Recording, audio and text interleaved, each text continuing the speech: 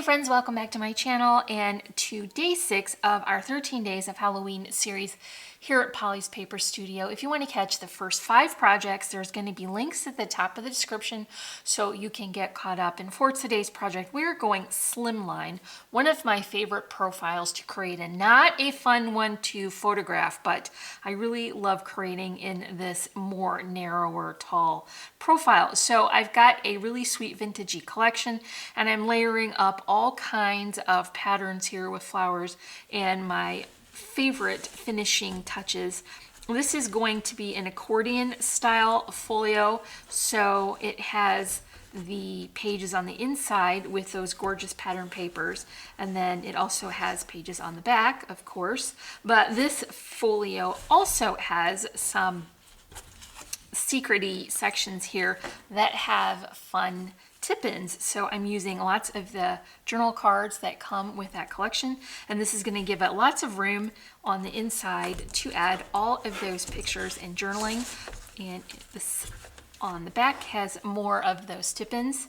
So if you want to create a book like this for yourself, then stick with me and we will make this together. So here is that Fancy Pants Designs Happy Halloween 6x8 paper pad. It's the only 6x8 pad I picked up for this series. And what I really like about it, obviously, are that the patterns are a little bit smaller, but Fancy Pants includes a few sheets of those 3x4 journal card cut apart. So you're still gonna get the full-size images if you like to use those for focal images or for tip-ins, and they are included in this tablet. So I'm going with a slimline profile, and typically when I make slimline, it's 4x9. This is going to have to be 4x8 though, because our paper pad is only 8 inches high. So the base for our accordion style slimline hybrid is pretty simple. There's just 4 pieces. The first is going to be regular 65-pound weight black cardstock. It is 8 inches high by the full width of a 12x12 paper. And I scored it at 4 and then also at 8. So we're gonna wind up with a finished size of 4x8.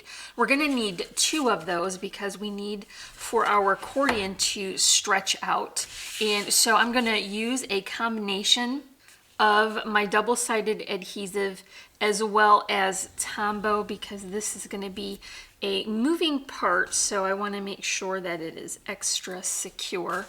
And I'm just going to combine those 2 pieces. So I'll have my accordion stretch long enough to get all of my sections. Okay, so now you can see that it's going to stretch the full length. And so the next piece that I want to include is a cover and a back, and I want it to open like a book, and then I'm going to need a little bit of room in there for some additional paper layering. So I've got 2 pieces of that same black cardstock. It's still 8 inches high, but now it is 8 1/4 inches wide, and it's scored at 4 and 4 1/4. So we're going to get a 1/4 inch spine, and I'm gonna go ahead and continue on with those 2 glues. I'm just going to bring my corner together and then line it up on the bottom and the side as well, so that I know I've got it on nice and straight, and that will do that. So for the front side, I've got it opening here like a book, and then I'll have the sections inside to flip, and then I'll have another piece here that will open to the left again. So back to our 2 glues. And now we've got our base completed. So you all know that I would really like to have all of my 2-page layouts or whatever is seen together to match, but because this sort of goes on for a while, I'm just going to alternate my pattern papers within and then work on down the line. So these pattern papers are going to be 7 7/8 by 3 7/8, and then we're going to get that border of our base showing all the way around. So I'll just alternate these pages as I work along.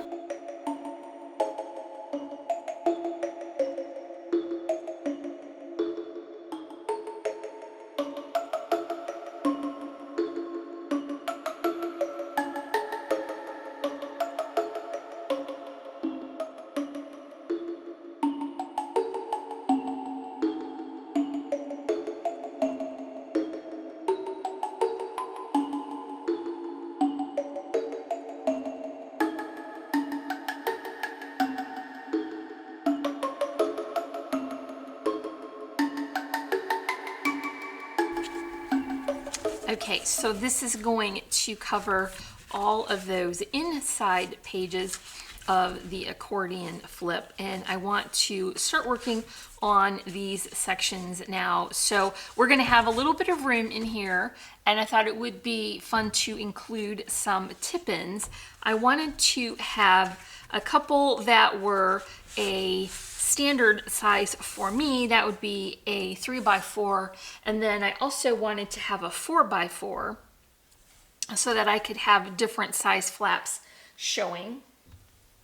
So I'm going to include those two sizes of tip-ins, and I want to utilize the space underneath for an additional layer of the pattern paper. And because our tip-ins are going to stretch the full length of this page, I'm going to wrap them around the base rather than around the pattern paper so that I don't have that extra little bit of cut cardstock showing. And so first thing I want to do is make sure I got everything going in the right direction, and then I'll pull my cover over. So I've got a combination of the wider and the narrower, and I want to alternate them. My journal card size tip-in on the bottom just to alternate with the left-hand page. So that's going to go closer to the bottom here. I've got a little bit of my double-sided tape, and I'll just add a quick line of my Tombow, and then I want to line it up all the way down into that corner. Because I have two flips, I need to make sure that they don't catch on one another. Is that very difficult to see? I'm so sorry. Sometimes black cardstock can be a bit of a challenge, but you see I have that. It's just adhered here, and then I'm going to come in with the larger one. So this tip-in is 4x4, and I have it scored in at 1 inch so that what remains will be 3x4. And then this one is 4x5, and then I scored that in so that I get a 4x4 square. And then I'll just go ahead and repeat the process for that first one and make sure that these are lined up exactly perfectly so that they don't catch on each other when they open and close. See, now we can flip two of them open at different times. So what I want to do now is bring in that additional piece of cardstock that I mentioned. That's just going to cover these flaps. And so this is just cut to be 4x8, and I'm just layering that right over top. That will capture those flaps underneath. So now I have two tip-ins, and I'm going to finish the paper on the inside here. An additional piece of pattern paper. This is directional, so I'm just being careful to make sure to have these little skulls going in the right direction. That's just going to center right on top of that. So now we need to address our tip-ins. So as I typically do, I have my journal card cut down from the 3x4 size to a 3 7/8 by 2 7/8, and that's just going to give me a nice border of that cardstock for my tip-in. And then I use the offcuts from cutting the full-size pages to cover on the inside, so it would have to measure 3 7/8 by 2 7/8, whatever combination that you want to do. If it makes you happier to have just one piece, then go ahead and cut into some additional pieces of paper, but I did not want to cut more because I had so much offcut. So I'm just layering these up, and this is going to be a nice way to cover that back of my tip-in. So let's go ahead and do the same for this side. I'm going to put the joined pattern on the front just because I think that would look a little bit more interesting, and I'll put my solid piece underneath. So because this is a 4x4 tip-in, my pattern paper is 3 7/8 by 3 7/8, and then I will put a combination of those offcuts on the top just to finish that off. And then I'll just run this layering pattern right down the middle. Everything should line up. Okay, so now we have 2 tip-ins on the right hand side. I'm going to go ahead and just finish that left hand side real quick, and then we can move on to the back. So I just repeated that same process, and I finished off the left hand side. So I've got 2 of the 4x4 tip-ins and then 2 of the journal card tip-ins. I did decide that I wanted the purpley side to show first, so I'm gonna just flip it over and use this as my front page now, and I did already finish that in the same process as I did for the other side. So 2 and 2 of the different sizes, and it's finished on the inside with those additional paper patterns. I put a little bit of my tape here so that I can hold my trim in place, and this is just a beautiful plaid ribbon from Really Reasonable Ribbon, and I want to just tack this in temporarily, so I'll just tap that into that tape. So this is going to be our front cover now. So let's tip it over and finish the back. My pattern paper here is cut to be 4x8, so it's going to cover all of those flaps from our tip-ins on the other side. And then this is now going to be our front cover. I have prepared the piece for that. It's the same 4x8, but I layered on an additional pattern here, and then I just did a little bit of messy stitching with my sewing machine. And this is going corner to corner again to cover up the back part of those flaps.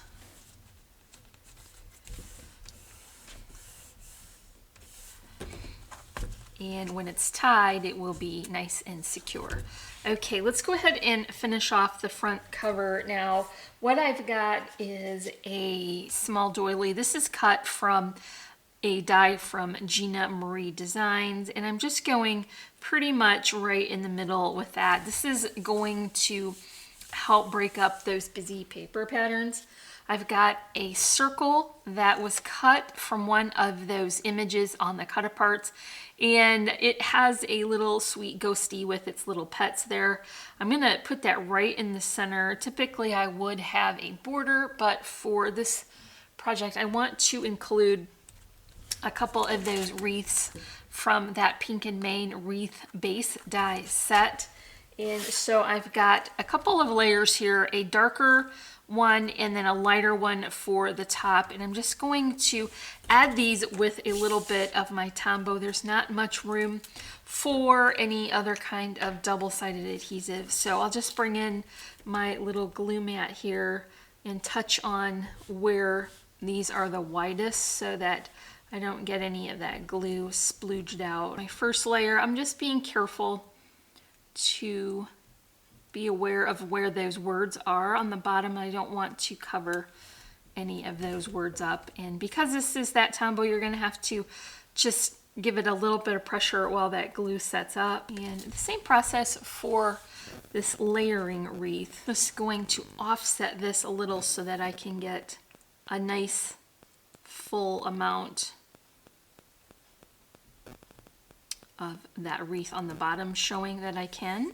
I've got a couple of flower arrangements prepared for this, and I'm going to put one on the top and one on the bottom. So I'm just going to kind of offset that so that it creates a nice balance. And this is a combination of flowers from Little Birdie Craft. These are handmade by me. I put a little netting here and some black die cut leaves, and then more of that beautiful ribbon. I think I plan to have that ribbon going out. So let's go that corner to that corner. That makes more sense. This is fun trim that I got from the Dollar Tree. I did not realize it glowed in the dark until I saw this on the label. I took it in my closet and it really does actually, the little sparkly bits glow. So that's kind of fun. And then I did put a little bit of a twine bow in there as well. So I've got a couple of charms and I'm gonna put them on this time before I put my flowers, because I don't have a lot of room here for all of the buttons and all that I would typically put on. So I'm just gonna hold these into place and then tack that string in, cut my tails. I'm gonna put these back on just temporarily because I've got a couple of additional elements I want to layer in, which are these glittery stars. And so I just want to make sure that I've got my placement where I want before I get anything permanently glued down. So let's do that. And I think we can achieve a little bit more balance by adding some sequins here as well. So I'll put 3 on the bottom and then 2 on the top, and that will kind of balance that length of this slimline profile. Of course, we can add these with our tombow, and it's a good time for the question of the day. So would you rather have your hot cocoa topped with whipped cream and sprinkles or with marshmallows? And I'm going to vote for marshmallows only if they're the mini kind, because those are more funner to scoop out with a spoon and eat them when they're kind of warm. So let me know in the comments below, what is your pick? Are you going for team whipped cream or team marshmallow? Here's our last 2 sequins, and that is all for our Slimline Accordion Folio. I think I can open this very carefully without disturbing those sequins while that glue sets up, but you can see we've got 2 of the 4x4 and 2 of the 3x4 tip-ins, along with many of the full-size pages here, and then more of those tip-ins on this back portion. So there is quite a lot of room here to finish with your pictures and journaling. This was a great use, I think, of those 6x8 paper sheets, and using the offcuts to finish off our tip-ins was a great use of that pattern paper without getting it put into our stash. So let's just go ahead and tie a nice generous bow here, and that's all for our project for day 6. If you enjoyed this project, make sure you come back tomorrow for day 7. Remember, you can find links in the description for the products I mentioned today, as well as for our social media sites. If you're not already, I would love for you to subscribe. And as always, I'm wishing you a happy and productive day, and I thank you so much for watching. Bye.